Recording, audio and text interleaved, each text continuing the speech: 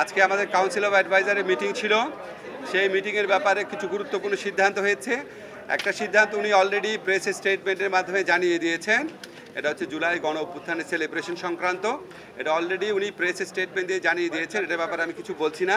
আজকে আমাদের একটা খুব গুরুত্বপূর্ণ ফৌজদারি কার্যবিধির একটা সংশোধন হয়েছে। আপনারা জানেন আমাদের সরকারের আমলে কিছু জিনিস নিয়ে আমরা নিজেরাই খুব বিব্রত। আমরা এগুলি অ্যাড্রেস করার চেষ্টা করি। তার মধ্যে একটা হচ্ছে ভুয়া এবং মিথ্যা মামলা করা, আরটা হচ্ছে মিথ্যা মামলা করে মানে মামলা ঘটনাটা হয়তো সত্যি, কিন্তু অনেক ব্যক্তিকে সেই মামলায় আসামি করে আপনার এক ধরনের মামলা বাণিজ্য করা। তো সেটার থেকে পরিত্রাণ পাওয়ার জন্য আমরা বহুবার চিন্তা করেছি, বহু কিছু চিন্তা করেছি। আমরা বাংলাদেশে যারা বড় বড় ক্রিমিনাল লয়ের এক্সপার্ট আছেন তাদের সবার সাথে কথা বলেছি, অনেক কনসালটেশন মিটিং করে, স্বরাষ্ট্র মন্ত্রণালয়ের সাথে কনসালটেশন মিটিং করে আমরা একটা চেঞ্জ এনেছি। সিআরপিসির খুবই গুরুত্বপূর্ণ চেঞ্জ। আমি সোজা করে বুঝায় বলি, এই চেঞ্জে বলা হয়েছে, আপনারা জানেন একটা মামলা যখন হয়, হত্যা মামলা, এটা ইনভেস্টিগেশনে 2 বছর 3 বছর 4 বছর লাগে এবং এটার মধ্যে শত শত লোককে আসামি করা হয় এবং এখানে কিছু কিছু ক্ষেত্রে আপনার এক ধরনের মামলা বাণিজ্য থাকে। তো এই লোকগুলা যারা এখানে আসামি হন, ওনারা 2-3 বছর যাবৎ একটা আশঙ্কার মধ্যে থাকেন যে কখন ওনাদেরকে গ্রেফতার করা হবে বা ওনাদের ক্ষেত্রে মানে গ্রেফতার বাণিজ্য টাণিজ্য হয় কি না। সেটা থেকে পরিত্রাণ পাওয়ার জন্য আমরা একটা নতুন বিধান করেছি। সিআরপিসিতে 173A নতুন বিধান যুক্ত করা হয়েছে। এই নতুন বিধানে বলা হয়েছে পুলিশ কমিশনার, এসপি বা এসপি পদমর্যাদার কোনো জেলার এসপি পদমর্যাদার কোনো পুলিশ কর্মকর্তা উনার নিয়ন্ত্রণাধীন বা এখতিয়ারাধীন কোনো বিষয়ে বা কোনো মামলার বিষয়ে উনার যদি মনে হয় যে এটা করা যৌক্তিক, তাহলে উনি ইনভেস্টিগেশন যে অফিসার আছে সেই ইনভেস্টিগেশন অফিসারকে বলতে পারে যে তোমার মামলার তদন্তের ব্যাপারে একটা প্রিলিমিনারি প্রাথমিক রিপোর্ট দাও, তদন্ত করে এখন পর্যন্ত কী তথ্য পেয়েছো একটা প্রাথমিক রিপোর্ট দাও। সেই প্রাথমিক রিপোর্টটা যখন ইনভেস্টিগেশন অফিসার প্রিপেয়ার করবে, করার পর আমাদের যে এসপি সাহেব আছেন বা পুলিশ কমিশনার আছেন তারা ইনভেস্টিগেশন অফিসারকে বলবে এই প্রাথমিক রিপোর্ট বা প্রিলিমিনারি রিপোর্টটা, ইনভেস্টিগেশন রিপোর্ট, এটা ম্যাজিস্ট্রেটের কাছে জমা দাও। ম্যাজিস্ট্রেটের কাছে জমা দেওয়ার পর ম্যাজিস্ট্রেটের কাছে যদি মনে হয় যে এই মামলার মধ্যে 100 জন লোককে আসামি করা হয়েছে, তার মধ্যে 90 জনের ব্যাপারে কোনো অভিযোগই আসলে নাই, কোনো 90 জনের বিষয়ে কোনো সাক্ষী নাই, কোনো এভিডেন্স নাই, কোনো ইনসাফিসিয়েন্ট এভিডেন্স, যা এভিডেন্স আছে সেটা ধর্তব্যের মধ্যে না, তাহলে উনি সাথে সাথে প্রি ট্রায়াল স্টেজেই ওই মামলা থেকে ওই আসামিদেরকে যাদের বিষয় বা যাদের বিরুদ্ধে কোনো সাবস্ট্যান্টিভ বা সাফিসিয়েন্ট এভিডেন্স নাই তাদেরকে ওই মামলা থেকে মুক্ত করে দিতে পারবেন।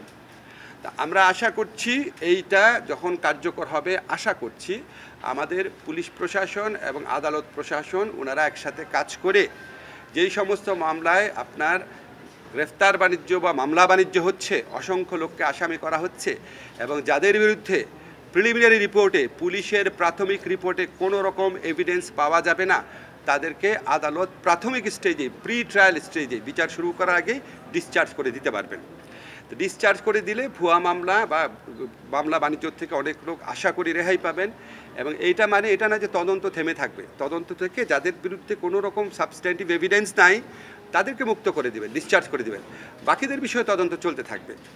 আবার তদন্ত চলাকালে পুলিশ যদি তদন্ত শেষ হওয়ার স্টেজে যদি দেখে, পূর্ণাঙ্গ তদন্ত রিপোর্ট যখন জমা দেবে, পুলিশ যদি দেখে যে না, যাদেরকে ডিসচার্জ করা হয়েছিল তাদের কারো কারো বিরুদ্ধে আসলেই পরবর্তীকালে সাবস্ট্যান্টিভ সাফিসিয়েন্ট এভিডেন্স পাওয়া যাচ্ছে, তখন পুলিশ যে রিপোর্টটা আদালতে জমা দিবে, ইচ্ছা করলে ওনারা ওই ব্যক্তিদের নাম যাদের ব্যাপারে পরবর্তীকালে যথেষ্ট অভিযোগ পেয়েছেন তাদের নাম আবার ইনক্লুড করতে পারবেন।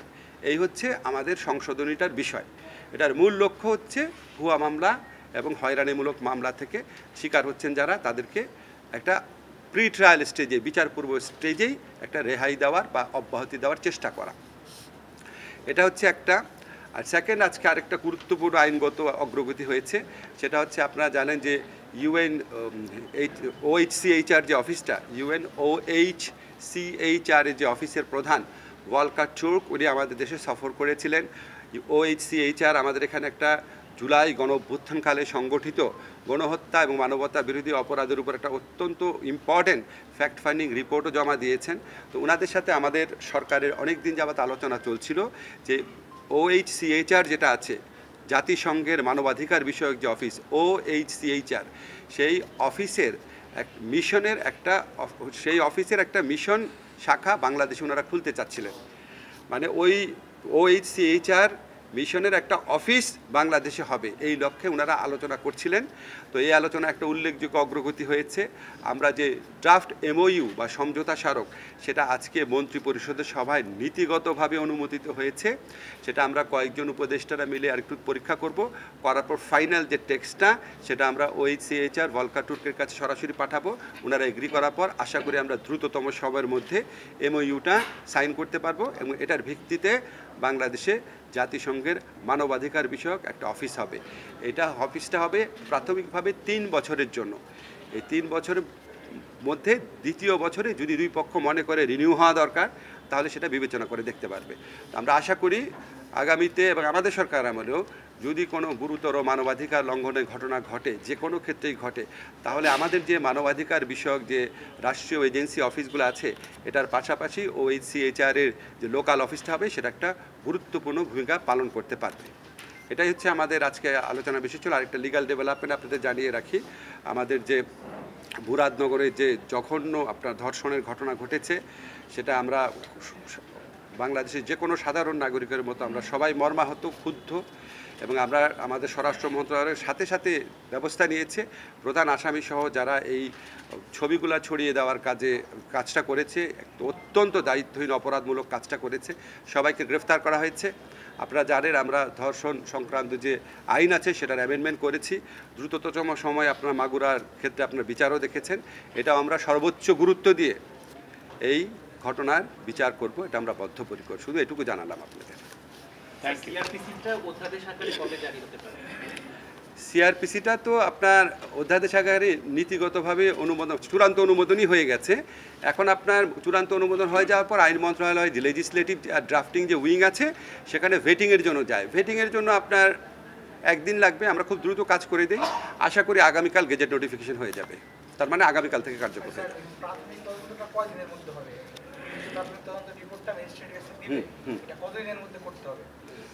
এটা তো আমরা ধরেন এটা পুলিশের অ্যাডমিনিস্ট্রেটিভ ব্যাপার, ওনারা যখন বসবে আমরা পুলিশ স্বরাষ্ট্র মন্ত্রণালয়কে এম্পাওয়ার করেছি।